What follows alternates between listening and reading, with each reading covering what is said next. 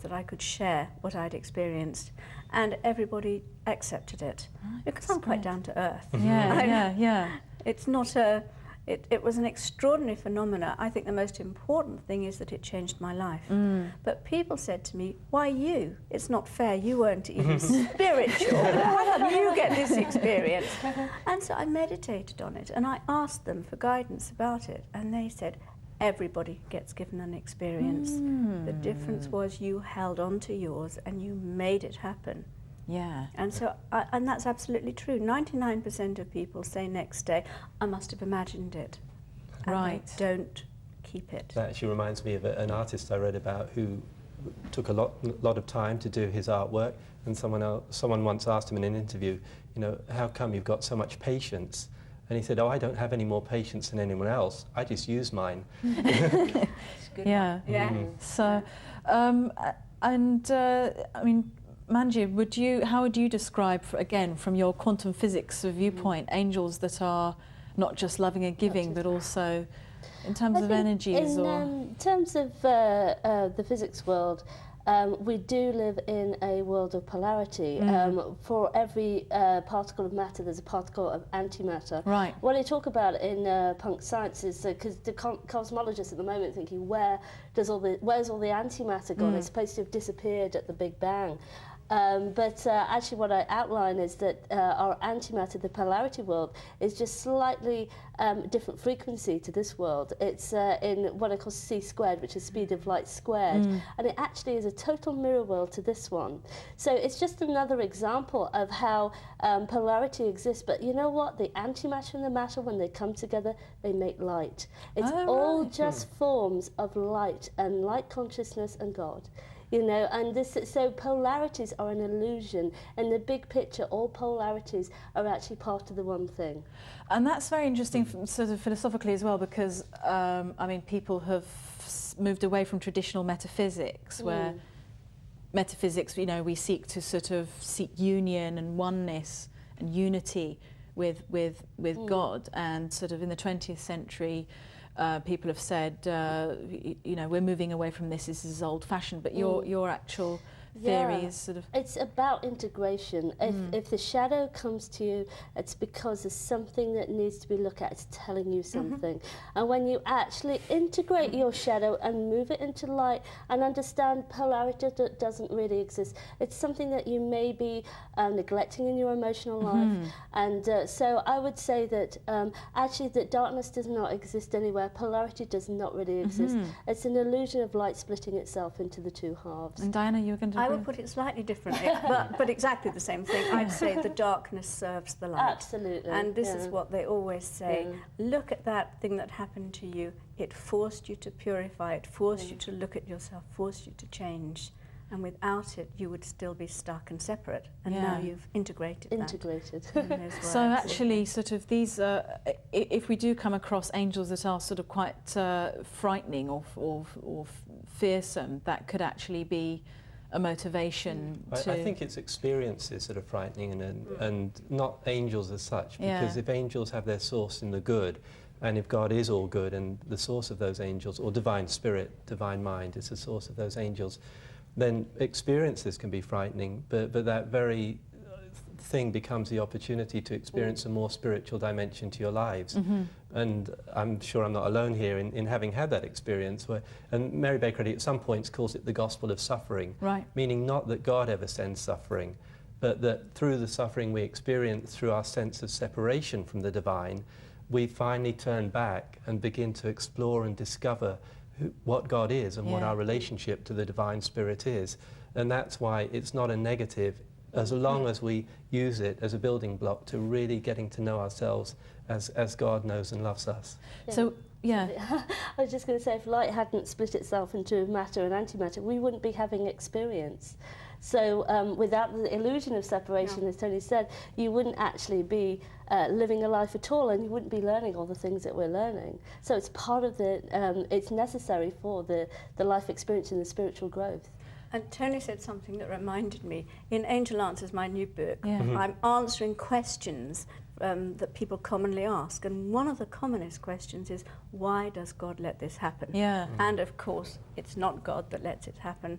God is witnessing the free choices that we're making, and we are doing an awful lot of bad things to each other, and that's got to change.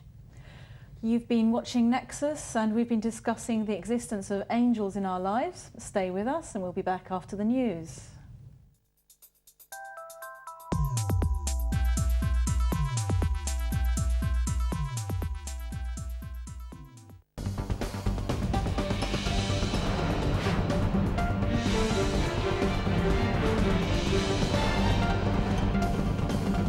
Head of Iran's Expediency Council, Akbar Hashemi Rafsanjani, says participation in Al-Quds Day's rallies is an effective way to voice support for the resistance of Palestinian nation.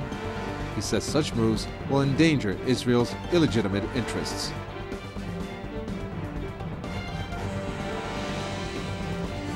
Iran's President Mahmoud Ahmadinejad says the world, and especially the West, should know that Palestinians will continue resistance as the only solution to free their land. Ahmadinejad was addressing millions of people rallying in Tehran to mark the International Al-Quds Day.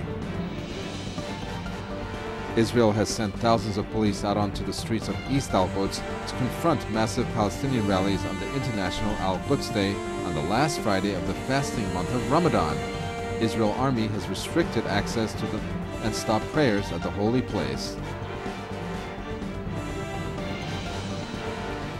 Millions of Iranians have staged rallies throughout Tehran to once again proclaim their solidarity with Palestinians. Iranians of all ages marched through the center of the capital to Tehran University to mark Al-Quds Day. They called for the liberation of Al-Quds from Israeli occupation.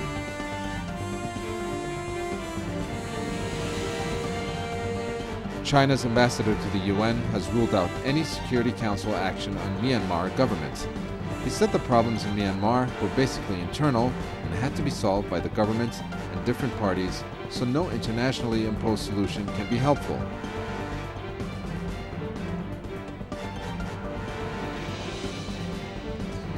U.S. Defense Secretary says Washington is looking for ways to speed the delivery of arms to Iraqi security forces.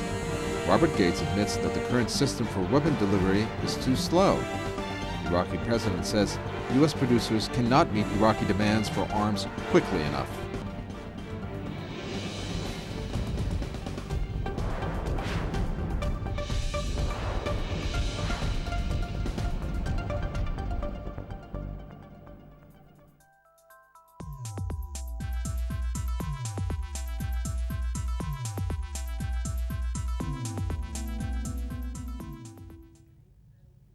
Welcome back to Nexus, the Religious and Cultural Dialogue programme. We've been discussing the existence of angels in our lives. My guests are Dr. Manjir Samanta Lawton, author of a book called Punk Science, and Diana Cooper, author of numerous books about angels, and Tony Lobler, a practicing Christian scientist. Yeah, we were just sort of talking about fearsome angels, and as we said earlier, angels go back a long way, sort of 5,000 years. Sumerian times were recording the existence of angels, and there are angelologies in sort of Zoroastrianism and those cultures from that area. I mean, Diana, have you come across these very clearly defined angels? Because they have, in those angelologies, there's sort of Gabriel, Jibril, Michael, and a host of others. Yes, of course, yes. And most people are familiar with Archangel Michael, the great protector angel in his blue cloak. And literally you can ask him to protect you, and he will place his blue energy around you and give you his sword of truth and his shield of protection and look after you.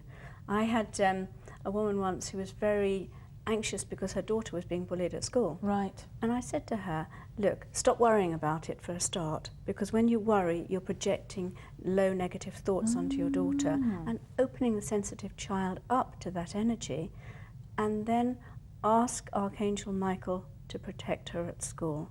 And do this 3 times a day. Just visualize her surrounded in a golden ball of light and ask him to protect her. And I saw her 3 weeks later, and the child was beaming from ear to ear. And she said, the bully has left the school. It never happened again. That's amazing, actually.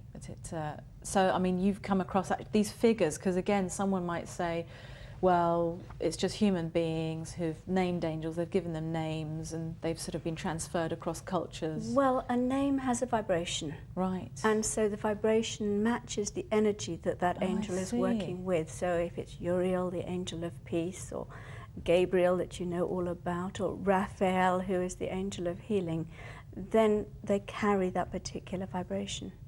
I mean, again, Tony, how do you see these traditional angelologies that, I mean, in Zoroastrian as well, they have No, it's interesting. whole I mean, I'm learning angels. from perspectives here. In terms of depicting angels, the way Christian Science really works, and why I particularly love it, is it takes everything that seems to be material and says we need to grow spiritually beyond those things that seem to be material. And so, to my mind, everything that has a form represents and symbolizes something deeply important. But I want to do my best to go deep and find that thing in its spiritual essence. And actually, Mary Baker Eddy does mention Gabriel and Michael by name in her book Science and Health with Key to Scriptures. And she characterizes Michael as representing spiritual strength. Yes. And then she characterizes Gabriel as a sense of the ever-presence of ministering love. You know, and so there is a sense that there are different ways that the angels support us. But she's perhaps taking it to a sense of depicting things that, again, we would think come directly to us from God, as our individual need is.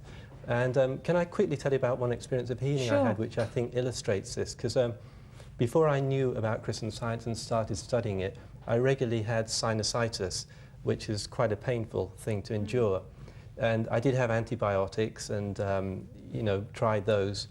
But when I found out about praying as an approach to healing, I came down again with just that feeling I'm going to get sinusitis. And I started praying as I was beginning to understand on the basis of God's love and on us all being God's ideas, beloved by God. And I managed to, I feel, with a sense of the Michael, the spiritual strength to resist that sense of needing to concede to that experience of sinusitis. But I wasn't what I would call totally healed, because that happened twice. And it felt great not to have the physical symptoms, but I still had the susceptibility to it. But then the third time, I actually went down with sinusitis, and we were talking about the gospel of suffering earlier. It was actually a great joy in as far as it took me to the point of healing through the love of God as I saw it. And the reason I bring that up is because I'd had the Michael. This was the Gabriel experience, because I was right in Edgware Road. You know Edgware Road. You've got Africans, you've got people from the Middle East, you've got English people, you've got homeless people, you've got people with BMWs, everyone. But I just had this absolutely wonderful experience of just the presence of God loving every one of those individuals without discrimination, without partiality. And it was after that I was healed, and that was nearly 20 years ago, and it's never come back. And you said it was a Gabriel experience. How did you know that it was? Well, it was that Gabriel? sense of the ever-presence of ministering love.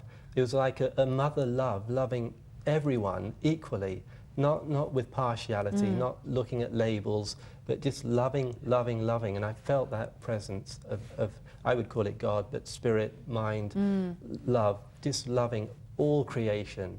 And that's why it was, to me, what I would call a sense of the Gabriel love, ministering love, a sense of ministering love.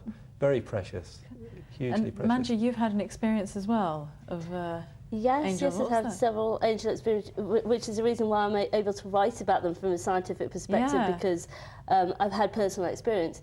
The first experience was when I was quite young, when I was 19. And I saw a very amazing sort of tall being, which was, you know, a being of light, as Diana was saying. Again, it was a very low point in my life, actually. And so I was just filled with this immense feeling of love. And, you know, this amazing, I mean, it's a love that you don't normally experience on this plane. And it fills you with a feeling that there's nothing to forgive. You know, I mean, we talk about forgiveness. Actually, everything is God's love, so there is nothing to forgive. Things that we think are darkness are actually God's love too. You know, so there's nothing to forgive, and that's the sort of feeling it filled me with, and it was quite amazing. And then I had another very strong experience, which got me to got me to do work with what we call Indigo Kids, which are oh yes, I've heard very of those. sort of Yeah. you know, enlightened children, you know, that come in with very spiritually awakened.